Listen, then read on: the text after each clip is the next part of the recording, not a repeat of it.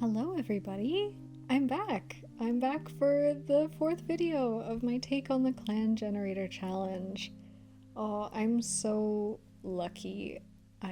Some of you may know, I poured water on my laptop, but I got it back. It's fixed, and I think I've used up all of my computer luck for the rest of my life because my stuff was still on the computer and this was like a whole glass of water. So that means I get to show you the apprentices, queens, and elders without having to redraw and re-record all of it. Yeah, so I hope you're excited. You all seem to really like the lore and relationships in the last video, and I think this video will really expand on that, and with these new characters, it'll just add a lot more to that. So yeah, let's dive in. Our first apprentice is Duskpaw. She's one of the Deputy Shadowthroat's kids. Duskpaw is very naturally gifted at all the things a warrior does, but she sometimes lacks empathy for her clanmates. Everything just comes so easily to her, so she doesn't really get why some cats struggle instead of just working harder. She kind of rolls her eyes whenever her mentor, Nightstorm, starts talking about the inequity in the clan. And Duskpaw's disrespect and lack of empathy is starting to worry Shadowthroat. So she's keeping an eye on that. We'll have to keep an eye on that. I think it leaves a lot of room for development in her character, though. Duskpaw is described as a short-haired black she-cat with copper eyes. She got the exact same description as her mother, so I wanted them to look pretty similar. But obviously Duskpaw doesn't have the hardened revolutionary vibe like her mom has. Instead, I tried to make her look more like a teen that says things like, "It's not that deep," or like, "Why are you so pressed about it?"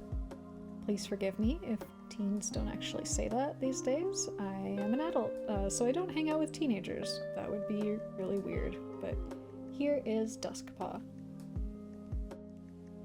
So our other apprentice is Duskpaw's sister, Goosepaw. I was so tempted to make them Duckpaw and Goosepaw, but that really didn't fit Duskpaw's personality. Anyways, Goosepaw, she's currently being mentored by Daisyleg, who's really great, kind, helpful, all that good stuff. But Goosepaw's been drawn towards medicinal stuff as long as she can remember, rather than hunting or fighting. She would love to be the one taking care of the sick and elderly. But as we know, Rookleg doesn't want an apprentice because of the extra work that teaching would be.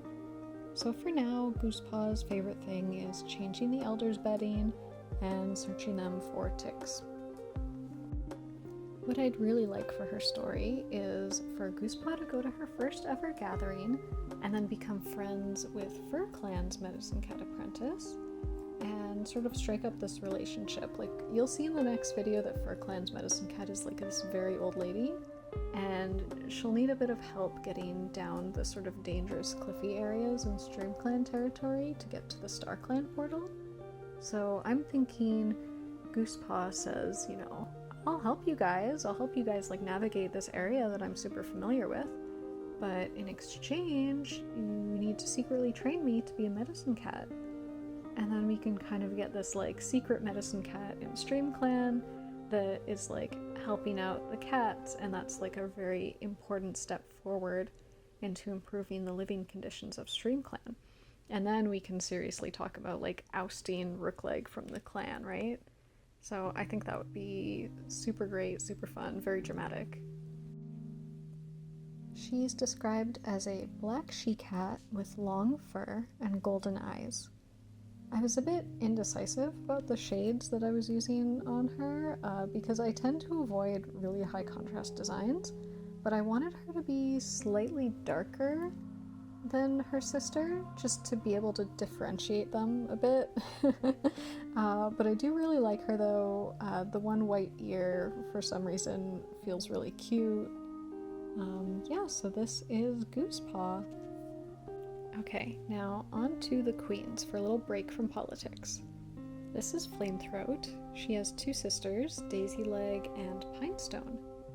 they were all kind of little bullies in their apprentice days.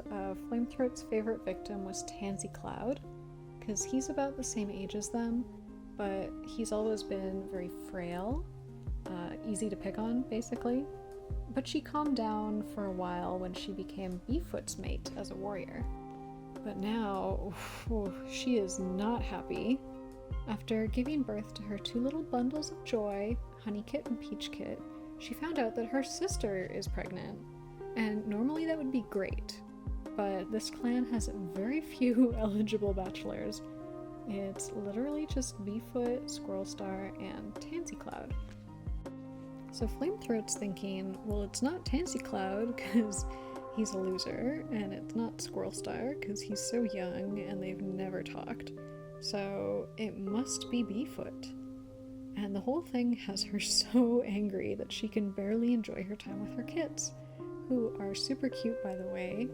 I loved drawing them so much. I also gave them very cutesy names because I know if Flamethroat had like an Instagram, she would be one of those moms with a very strict aesthetic where her kids are always in like matching overalls with $800 Montessori block set or whatever. Mommy blogger Flamethroat is described as a red she-cat with short fur and copper eyes. She's kind of a pointier, darker version of Daisy Leg. The kits are totally made up since the generator doesn't make kits, and I decided to have one that looks more like Mom and one that looks more like Dad.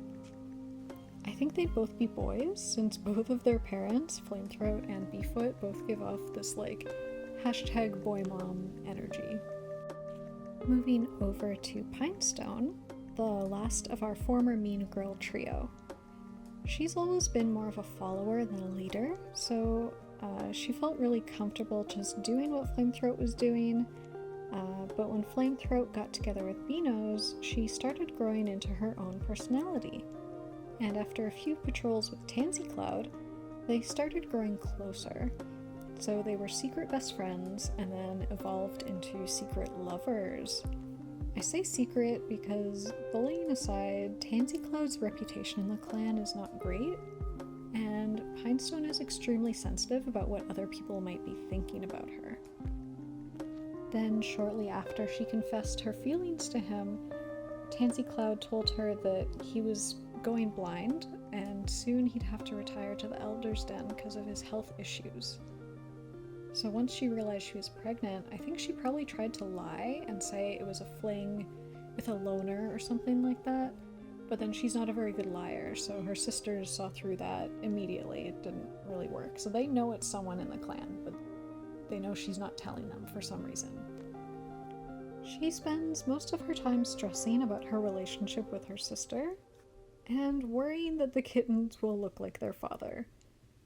And then her secret will be revealed, obviously. She has the exact same description as Flamethroat, a short-haired red she-cat with copper eyes, and I kind of tried to make her an in-between of her two sisters' designs. So she's simpler and darker like Flamethroat is, but she's a bit softer with the more white parts like Daisy Leg, and I tried to give her a bit of her own flair as well.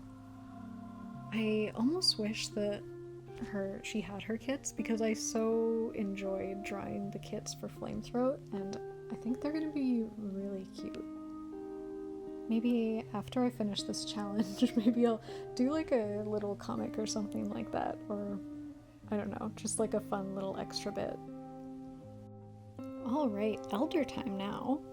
I think overall the older cats here are going to be less likable than the Meadow Clan elders, but that's because, as you can imagine, it's the cats with more privilege that are living longer lives in StreamClan. We're starting with Dovestripe. He is Rookleg's older brother, so he's also the brother of the previous leader and Squirrelstar's mom. He's never been that bright or strong, which is why he wasn't really considered for any of the important clan roles, but his family loves him and has always made him feel very important. Him and his family often get preferential treatment from quote-unquote Star Clan in Rookleg's visions. Dovestripe just kind of brushes that off as a coincidence and insists that he has fairly earned everything he's ever gotten because he's such a hard worker. So yeah, Dovestripe's kind of a boomer, and he spends a lot of his time complaining about how the clan's gone downhill since Shadowthroat became deputy. Clearly, his son Beefoot would have been a much better deputy. Dovestripe is described as a short-haired blue tom with gold eyes.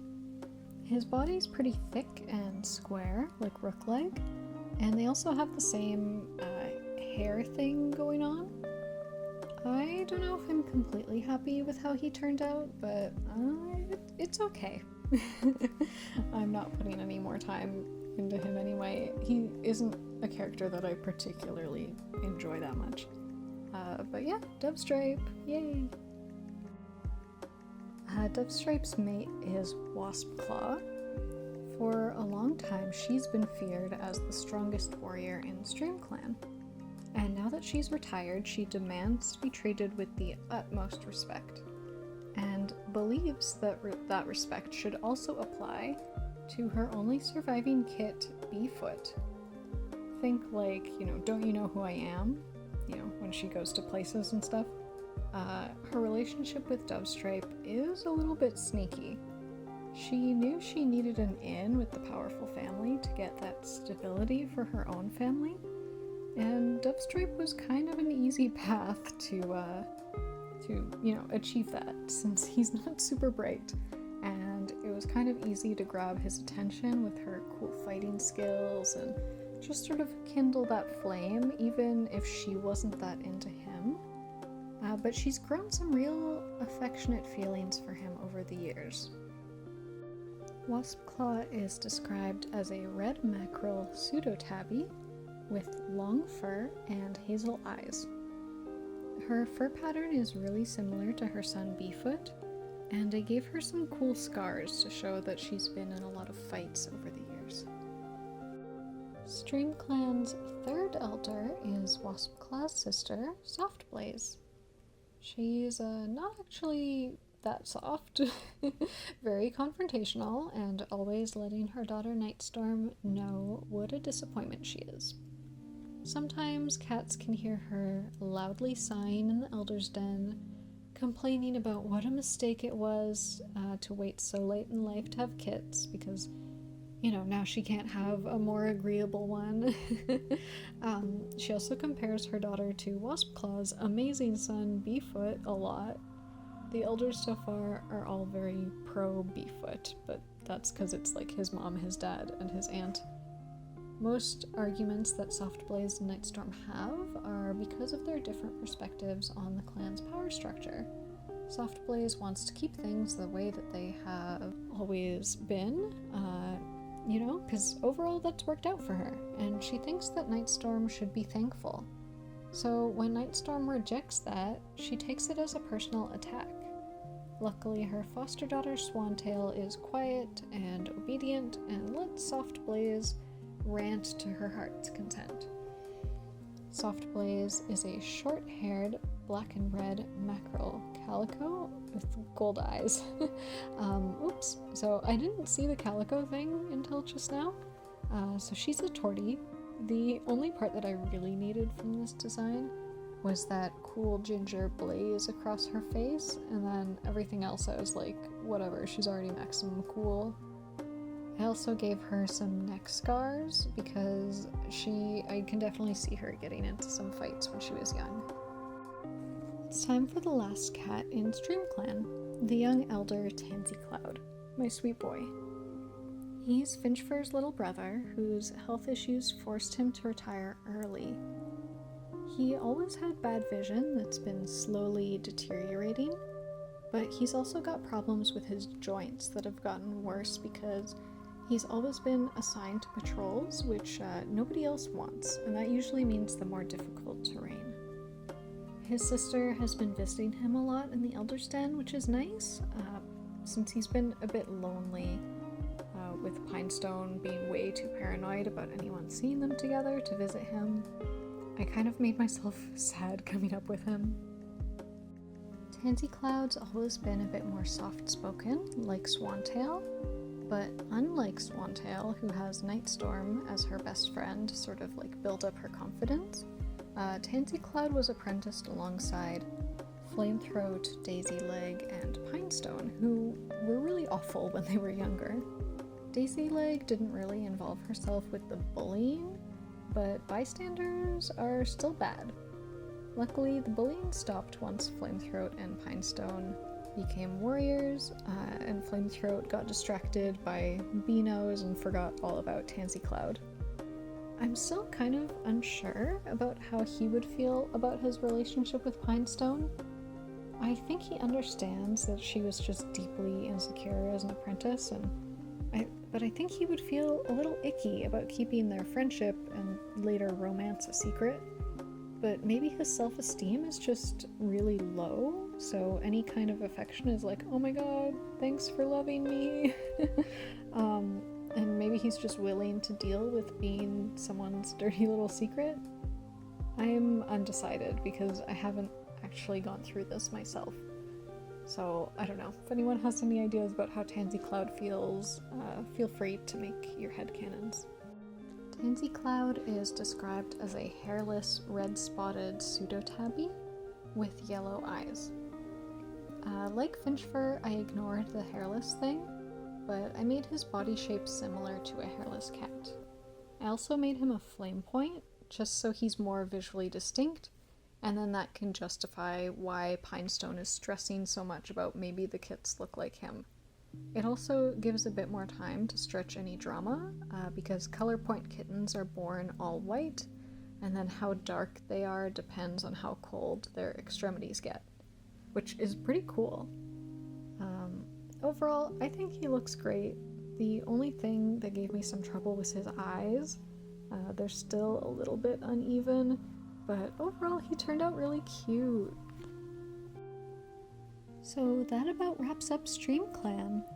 Thank you guys so much for waiting. I know that this was a big gap, but I'm really glad that I didn't have to restart from scratch because I was rebuilding it on paper, like from memory, and there were definitely a lot of inconsistencies. When I got my laptop back, I was like, oh right, this character existed, or like, oh right, that was their story.